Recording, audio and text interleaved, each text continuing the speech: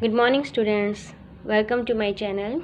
In math class, today we are going to start chapter number 9, sequences and series of class 11th, and the topic of this chapter is geometric progression and that name is GP. इससे पहले की topic we have already covered in our next video, previous videos, and let's start now. First of all, let's consider some sequences like that 2, 4, 8, 16 up to so on. And the second sequences is 1 by 9 minus 1 by 27, 1 by 81 minus 1 by 243 up to like.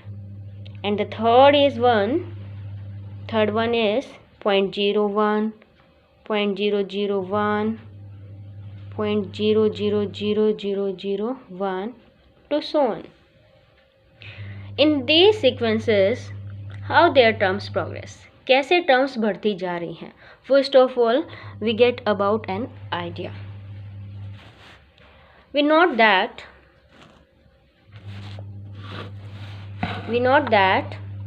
each term except the first progress in a definite order.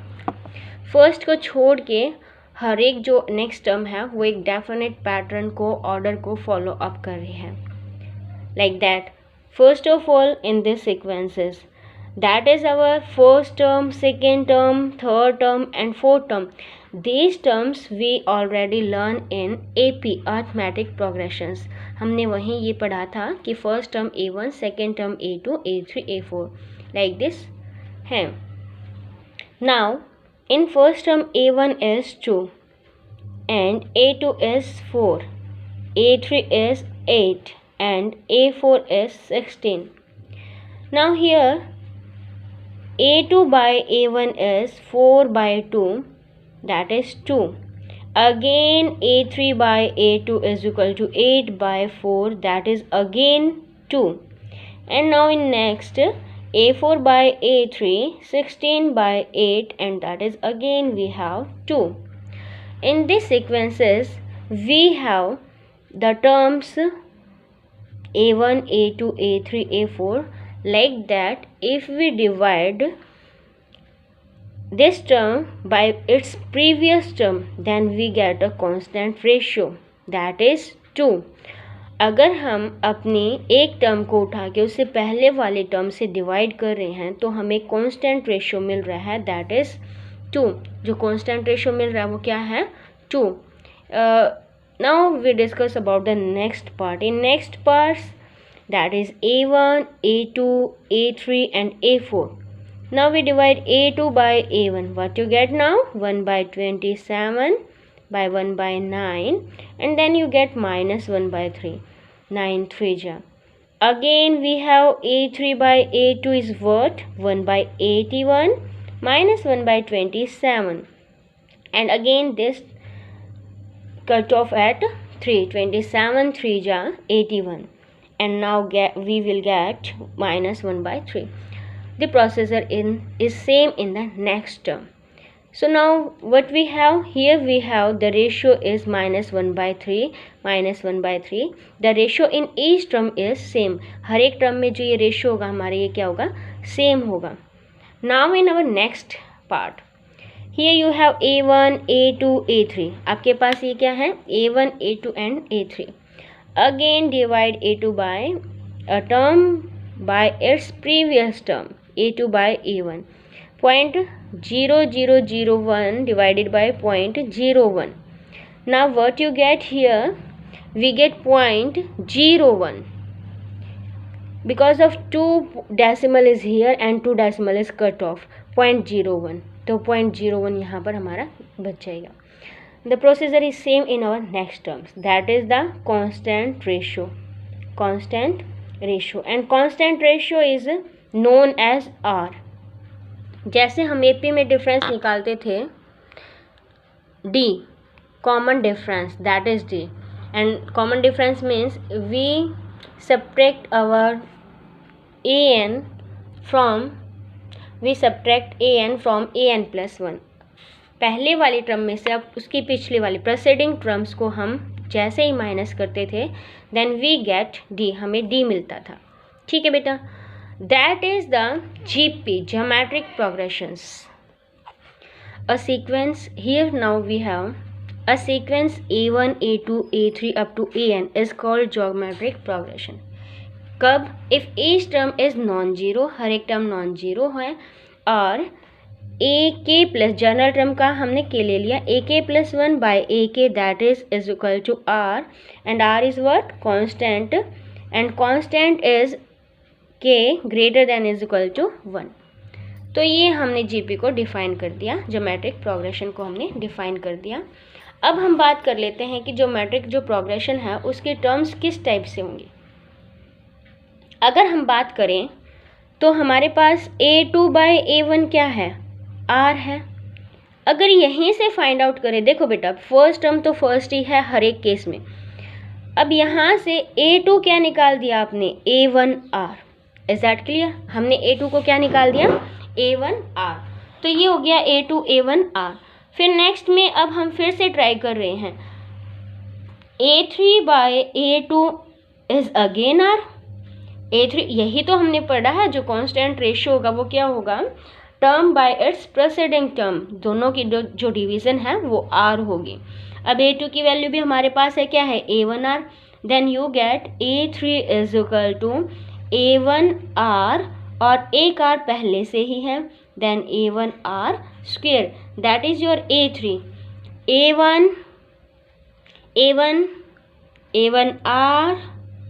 a1r square, ऐसे ही next terms निकालते जाओगे, a1r cube, a1r4 up to so on. ये हमारी GP की terms हैं, a1r square, a1r cube, a1r raise to power 4 GP की terms हैं। यही हमारी क्या होगी? Geometric progression. ठीक है, इसमें इनफाइनाइट टर्म भी हो सकती हैं और फाइनाइट भी टर्म्स भी हो सकती हैं। जब इनफाइनाइट टर्म्स होगी तो हमारी जीपी इनफाइनाइट हो जाएगी, और जब फाइनाइट टर्म्स होंगी तो जो हमारी जीपी है वो फाइनाइट जीपी हो जाएगी। ठीक है, now let's clear general term of a GP. अब हम निकालेंगे जनरल टर्म किसी भी जीपी की। तो ये है general term of a GP. जैसा कि हम एपी में करते थे, हम एपी में क्या मानते थे? जनरल टर्म को एन नेट टर्म मान लेते थे, और हम क्या निकालते थे? a plus n minus 1 into d, यही मानते थे। अब हमने यहाँ पर क्या निकाल दी? जनरल टर्म हमने निकाल दी rth टर्म। सपोज करो क्या निकाला हमने?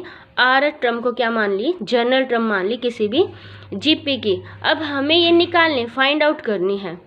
तो हमारा जो मेथड बनता जा रहा है वो क्या है? जब हम a3 निकाल रहे हैं तो हमारे पास जो है a1r 3 माइनस 1 आ रहा है। a4 निकाल रहे हैं तो हमारे पास a1r 4 माइनस 1 आ रहा है। ठीक है ना, ये हो गया। अब आर निकालनी है हमें, AR निकालनी है। तो AR, ये आर टर्म कैपिटल R ले लेते हैं ताकि हमें कन्फ्यूज़न ना हो कि ये कौन सी, ये है कॉमन डिफरेंस का R और ये है जनरल टर्म का R।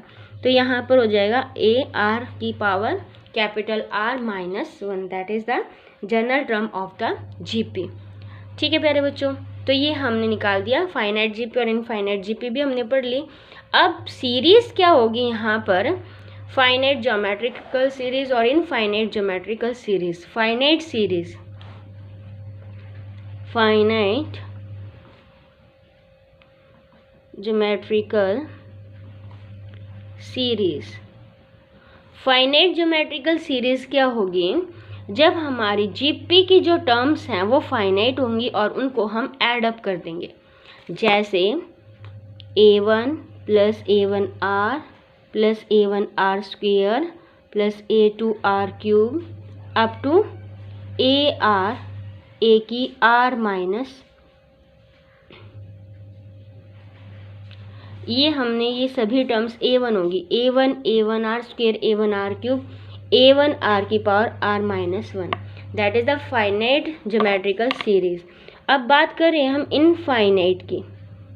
इनफाइनाइट के अंदर क्या होगा, a1 plus a1r plus a1r square a1r cube. Infinite GP की लास्ट टर्म का हमें नहीं पता होता, तो यहाँ पर हम डैश डैश लगा देते हैं। तो ये क्या होगी हमारे पास इनफाइनाइट जीपी होगी। ठीक है, अब हम क्या कर रहे हैं, sum to n terms of a GP. n terms का सम हम कर रहे हैं। Now we are doing sum to n terms of a GP. Sum to m terms of GP में क्या हो जाएगा, फर्स्ट टर्म हमने मान ली a जीपी की है और कॉमन रेशियो हमने मान लिया r।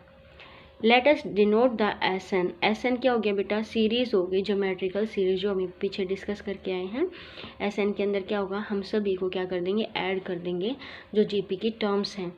तो हमारे पास ये थी ए फर्स्ट सेकंड थर्ड, और ये जनरल टर्म हो गई nth term A R N minus one, क्योंकि आर एन के अंदर हम एक पावर माइनस करके लिखेंगे। अब हमारे केस चल पड़े, जब हम सम निकाल रहे हैं तो हमने आर पे केस है। आर अगर 1 होगा, देखो बच्चों, आर अगर 1 हो गया तो ये सारे एस एन क्या हो जाएगा, एस एन क्या हो जाएगा, ए प्लस ए प्लस ए प्लस कितने टाइम्स हो जाएगा, ये एस एन एन टाइम्स ए हो जाएगा। एन टाइम्स ए हो गया तो जो इनका सम है वो क्या हो जाएगा, एन ए आ जाएगा। तो ये तो तब की बात है जब कॉमन रेशियो हमारे पास 1 होगा। अब हम डिस्कस कर रहे हैं जब हमारे पास कॉमन रेशियो 1 नहीं होगा, तो हमने क्या किया, हमने इक्वेशन फर्स्ट को अपने इस इक्वेशन को आर से दोनों तरफ मल्टीप्लाई कर दिया। ये बन गया R S N is equal to, इसको मल्टीप्लाई किया तो ए आर, इसको मल्टीप्लाई किया तो ए आर स्क्वेयर को किया तो A R cube, up to इसको किया तो देखो n -1 है और हमने इसको r से कर दिया, तो r से मल्टीप्लाई करते जो ये -1 वाला r है, इस तरीके से r -1 इंटू r ये 1 बन जाएगा। ठीक है, तो यहाँ से ये क्या आ गया हमारे पास ए आर की पावर n। अब हमने इस इक्वेशन को अपनी इसमें से सब्ट्रैक्ट कर दिया from 1 second S N minus R S N, और ये लाइक टर्म्स को लाइक के नीचे लिखा। ये ए आर एन -1 हमारी ए आर एन से जस्ट पहले वाली थी, तो यहाँ पर एस एन को कॉमन ले लिया, 1 माइनस आर हो गया, तो ए 1 माइनस आर की एन, एस एन क्या हो गया, ए इंटू 1 माइनस आर की एन बाय 1 माइनस आर। यहाँ पर आर पे दो केस चलेंगे, जब बराबर नहीं है 1 के तो या तो 1 से बड़ा है या फिर छोटा है। जब 1 से छोटा होगा आर, लाइक 1/2, 1/3, 1/5 इस तरीके से होगा, तो हम सम के लिए ये फॉर्मूला यूज़ करेंगे। और जब r 3, 4, 6 when r greater than 1 होगा तो हम r के लिए ये फॉर्मूला करेंगे, और ये r लेस देन 1 के लिए। Now let's start our exercise. Now statement of the first question of exercise 9.3 is find the 20th and nth term of the GP. सबसे पहले तो मैं यहाँ पर साइड में लेट्स जीपी क्या होती है हमारे पास, ए वन नहीं लिखेंगे तो हम A R square A R cube up to A R N -1, मतलब 20th टर्म जो होगी वो A R 20 -1 that means A R 19, और जो nth टर्म होगी ए आर एन -1, ये ए आर एन -1 टर्म हो जाएगी। तो हमें यहाँ पर अपना r निकालना है। यहाँ पर a क्या दे रखा है, 5/2 and d is a2/a1 and what is a2, 5/4 and 5/2। तो यहाँ पर 5 से 5 कट गया और ये क्या आ गया 2/4, तो यहाँ आ गया 1/2। तो कॉमन डिफरेंस अपना कितना आ गया 1/2, मतलब r लेस देन 1 है, 1 से छोटा है। अगर सम निकालने के लिए पूछेगा तो हम कौन सा फॉर्मूला यूज़ करेंगे, S N A into less than 1 है, मतलब 1 माइनस आर एन बाय में 1 माइनस आर, ये फॉर्मूला हम यूज़ करेंगे इसका। इसके बाद क्या है, A1 हो गया, अब हमें निकालना है A20, मतलब ए आर 19, ए 5/2, आर क्या है 1/2 की पावर 19। ध्यान से देखेंगे 5 बाय में 2 रेज़ टू पावर 20 हो गया। बस आपको इसको सॉल्व नहीं करना है, एज इट इज़ छोड़ देना है। नाउ ए एन, मतलब जो है ए एन टर्म हमें निकालनी है, एन निकालना है हमें, N term A R N -1, तो वो हमारे पास क्या हो जाएगी 5/2 आर की पावर मतलब 1/2 रेज टू पावर n-1। हमें n पता ही नहीं है कितने हैं, तो हम इसको एज इट इज छोड़ देंगे। ये n-1 है और यहाँ पर क्या है 5/2 की पावर क्या हो गया बेटा n-1 और ये 2 की पावर 1 है, तो 5/2 रेज टू पावर n मतलब 5/2 रेज टू पावर -n हमारे पास होगा। सेकेंड क्वेश्चन हमें दे रखा है और अगर बाई चांस हमें यहाँ पर सम निकालना पड़ जाए, SN निकालना पड़ जाए इसी के अंदर, क्योंकि हम करके आए हैं सम के लिए भी, तो अगर SN निकालना है तो A1 हो गया, A हो गया 5/2 1 - 1/2 की पावर n बाय में 1 - 1/2, ये 1/2 आ जाएगा बेटा, 1/2 आके इस 2 से 2 कैंसिल हो जाएगा, then you get the answer 5 - 1 - 1/2 की पावर n, ये हो जाएगा। ठीक है, इसके बाद जो सेकेंड क्वेश्चन है find the 12th term of a GP की आपको 12th टर्म निकालनी है, whose 8th term is 192 and the common ratio is 2. First of all, let us suppose that AP is AR square up to so on and your 8th term is 192, मतलब AR7 is equal to 192 and what is the ratio is 2। तो ये हमें A दे रखा है 192 by में 2 raise to power 7। ठीक है, A दे दिया। अब आपको क्या निकालना है 12th टर्म मतलब AR की पावर 11। ठीक है, तो हम क्या करेंगे, R हमारे पास है और A भी हमारे पास ही आ गया। A को मैंने लिख दिया 192 बाय में 2 raise to power 7, R raise to power 11, R क्या हो गया 2 रेज टू पावर 11। ये हमारा A12 हो गया AR की पावर 11। तो R 2 दे रखा था कॉमन रेशियो, तो यहाँ पर ये 2 रेज टू पावर 4 बच गया, 192 इंटू 2 रेज टू पावर 4 मतलब 192 multiply with 16, then you get your answer. Okay, now next question is, next question की स्टेटमेंट हमने लिख ली है। नेक्स्ट क्वेश्चन के अंदर जो 5th टर्म है जीपी की वो 5 दे रखी है, 8 टर्म Q दे रखी है और 11th टर्म S दे रखी है। तो आपको शो करना है Q square is equal to PS। तो हमने क्या किया 5 क्या दे रखा है AR की power 4 is equal to P, फिर A8 क्या दे रखा है AR की 7 is equal to Q, A11 क्या दे रखा है AR की 10 इज इक्वल टू S। हमें शो करना है Q स्क्वेयर, तो Q स्क्वेयर हम यहीं से देखेंगे क्या होगा हमारे पास A की पावर 2 और R रेज टू पावर 14। फिर हम देखेंगे PS, P क्या है हमारे पास A into R raise to power 4 और S क्या है हमारे पास A into R raise to power 10। तो यहाँ से क्या हो गया A स्क्वेयर और R रेज टू पावर 14 दोनों ही क्या हो गई हमारे पास इक्वल हो गई। इक्वल हो गई तो हमने इनकी वैल्यू पुट कर देनी है। इसका स्क्वेयर क्या होगा Q का स्क्वेयर इज इक्वल टू ये किसकी वैल्यू है P की और ये किसकी वैल्यू है S की, hence Q square is equal to PS। ठीक है, इसके बाद बच्चों हम 5th क्वेश्चन कर रहे हैं। 5th क्वेश्चन के स्टेटमेंट समझ लेते हैं पहले। Which term of the following sequence is